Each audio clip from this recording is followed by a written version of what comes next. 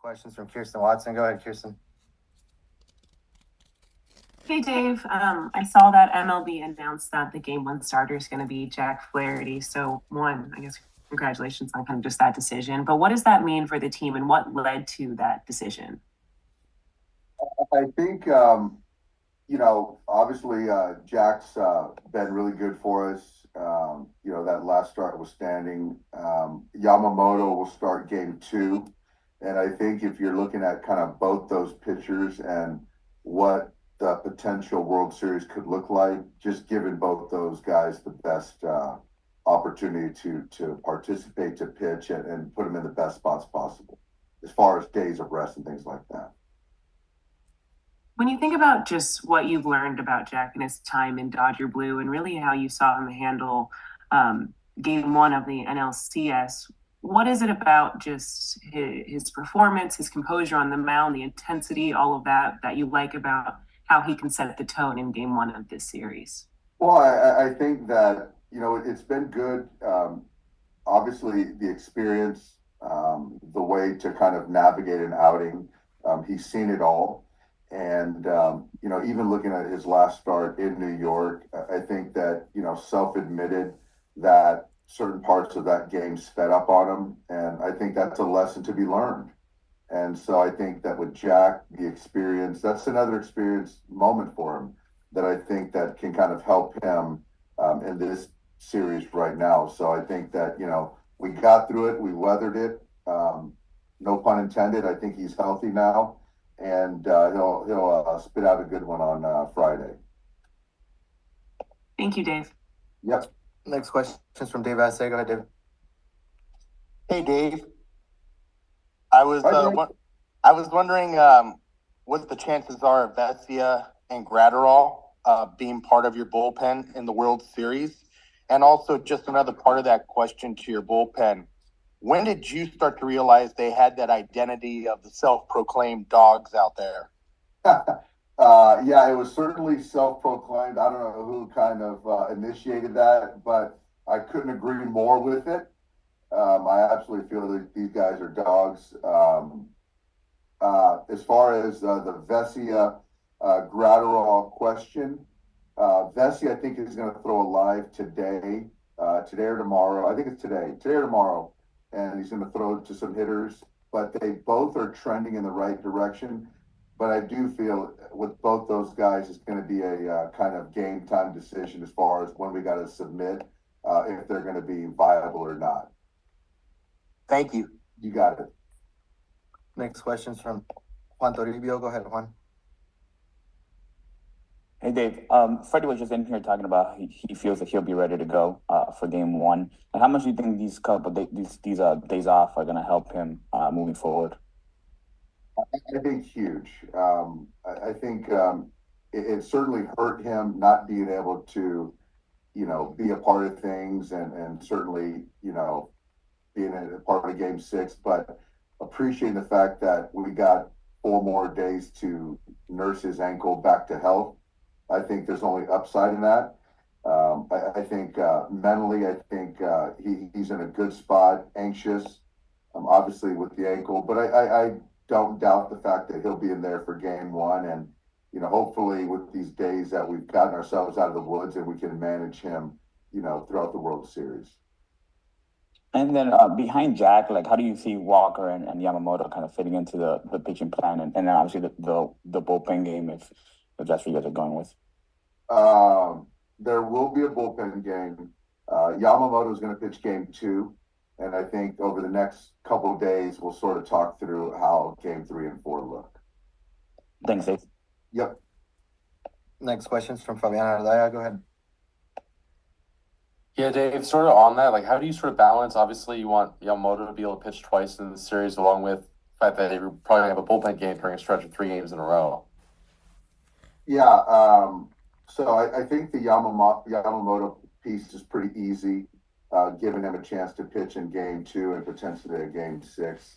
And then as far as kind of seeing, how Vesia, Graterol, how game 3 potentially looks as we go into game 3 coming off an off day, is kind of the question, whether it's Walker or bullpen game or vice versa.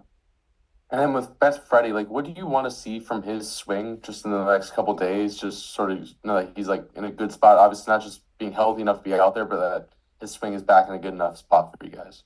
Actually, before Game 6, we had a workout, and I thought his swing was trending in the right direction. I think the problem is that once he gets out to play defense, then it sort of takes a downturn. And so that's why we decided not to play him in Game 6. But hoping that the 4 days, the swing will continue to get better, the ankle will continue to get better, and he'll be able to withstand playing 9 innings. So I do think that, even today he's going to go out there and take some batting practice. I think the swing's going to be in a good place. Again, it's just kind of seeing how long we can kind of sustain that. Thanks, Dave. Yeah. Next question is from Dylan Hernandez. Go ahead, Dylan. Hey, Dave. Hi, Dale. I'm starting to get my meetings all kind of mixed up here. But when you guys talked to Mookie about moving back to right field, when he came back from the injury, do you remember? Did you call him, or was that you and Gomes going to go talk to him? How did that work out? I talked to him on the phone. I might have talked to him on the phone, but you know what, Dylan, I might have had a conversation at the ballpark as he was getting closer, and that's probably what it was. As he was getting closer to being back to health, trying to figure out what position he was going to be at. And I think at that point in time, Gavin sort of established himself as playing pretty well at second base. Miggy was playing really well, and kind of by default, just reading the room, it just made a lot of sense, and that's kind of how it started. Now, I'm sure when you have these conversations, right, you go in for it, you go into it hoping for the best, preparing for the worst. How much better was this than kind of the worst case scenario? And how did, Mookie being kind of so agreeable, I guess, help you better prepare? How much easier did that make it for you to kind of prepare the team in September going into the playoffs? Having it be Mookie made it 100% easier. It was a 100% outcome with our conversation. That's sort of, speaking for Andrew in the sense of when you commit to a player long term, it's the character, the makeup, but also Mookie's skill set, him in particular, the ability to be dynamic and to be able to bounce him around the diamond. And so all that sort of allowed for the conversation, the ability to sort of play out as such, because we felt that he could do it. We were a better team if he did bounce back out to right field. And so just betting on the fact that he understood what was best for the team. And, even Freddie, just to be able to bounce from third or to fourth, things like that. You have high character guys that really bought in. And to your question, now when guys like that do it, everyone else, has to fall in line as far as whatever roles, wherever they hit in the order, if they play or start or don't start. Thank you. Yeah. Next question is from Bill Plunkett. Go ahead, Bill. Hey, Dave, with Vesia and Graterol, is Graterol throwing to hitters? He is not going to throw to hitters, but he's going to throw a pen, I think, tomorrow. Fair to say Vesia is more likely then to be on the roster? I would say Vesia is more likely, but we're going to, push it as far as we can. And, it'll be a final kind of Friday morning situation where we got to make a decision on those two guys. And what about Miguel Rojas? Where's his status going to be? I think Miggy Rowe is sort of with those guys. I mean, and I don't really know a percentage, but I do know that, I really feel that it was the right decision not having him on the CS, given his health. He's made some strides.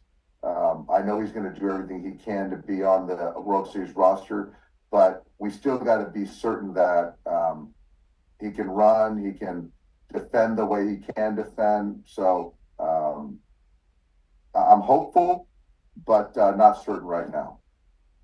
And all the attention for this series is on, the big name stars on both teams. But we just saw Tommy Edman win the LCS MVP. How, can the supporting cast be the decisive factors? I think so. Yeah. I mean, obviously, as you said, Tommy proved that can be the case. It seems like the stars were getting on base, and Tommy had the ability to drive those runs in with some big hits. And I think in big series, that's a lot of times how it plays out, where managers, pitchers are more reluctant to let the stars beat them, and it sometimes plays out that way. But like you said, Bill, there's going to be plenty of star power on the field this series. Thank you, Dave. Yeah. Next question is from David Lennon. Go ahead, David. Hey, Dave. A number of the high-profile Yankees you don't have a ton of experience with, just because you guys haven't crossed paths very often, with the exception of Juan Soto, being in the same league with him for a while and in the same division. Do you think, Dave, that being in that environment he's in now with the Yankees, with Judge, contract year, that he actually has the potential to be a more dangerous hitter than you may have seen in the past? I hope he can't be more dangerous than he was in the ALCS. We've seen him obviously a lot. Saw him in the postseason with the Nats, and he killed us then. So guys like him, they just love the big stage, the big moment, and you just got to hope that keep guys off base when he gets up. Thank you, Dave. Yep. Next question's from Eric Steven. Go ahead, Eric. Dave, just checking in on Gavin Lux. How's his hip doing, and do you sort of expect him to be in there for game one? I do, Eric. I expect him to be in there. I think we did a good job of trying to pick our spots to get him in there, to get a pinch hit here or there, but not to kind of regress with the hamstring, the hip flexor. So I do think that, with these days off, come Friday, he'll be a full go. And I know you guys still have another series to play, but there's only like 3 guys who won 4 pennants in their first 9 years since 1900. Sparky Anderson and Frank Chance and you. I was just wondering, you ever get a chance to sort of reflect on what you've sort of accomplished to this point? You know what, Eric? I don't do a good job. I got to research Frank Chance. I had a chance to meet Sparky Anderson when I was a minor league player with the Tigers back in the day. And so I guess just being fortunate, Eric, and the more you start hearing some Hall of Famers and being in that same conversation, it's mind blowing. Thanks. Yep. We got time for a couple more. Go ahead, Megan. Hey, Dave. What has Teoscar meant to this team with his impact in the lineup and in the clubhouse? And what is it like to see a veteran like him finally get his chance at the World Series? He's meant a lot. I think Teoscar, the one thing about him is the consistency. Consistency of how he approaches a game, how he approaches sort of life. He's very easygoing, extremely competitive, and I give him a lot of credit because I say this a lot. He left money on the table to sign with the Dodgers, and he wanted a chance to be around some of the best players in the game and learn from these guys. And so he's always, since day one of spring training, he's watched Shohei, Freddie, Mookie really intently and taking things from those guys to kind of enhance his game. But he's another guy that just loves the big moment, the spotlight, and he came up with some big hits in Game 6 for us and has done all year. But he's been certainly very additive for our organization. And what has the team approach been at the plate that has resulted in success with both the small ball and the long ball in this postseason run? I think it's been a collective,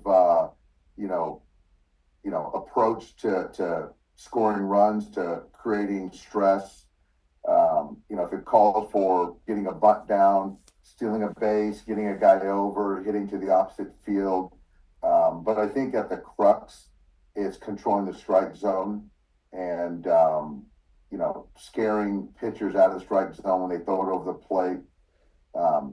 Try to hit it hard somewhere, and if they don't, then take your 90 feet. Thanks, Dave. Yep. Next question from Bob Nightingale. Go ahead, Bob.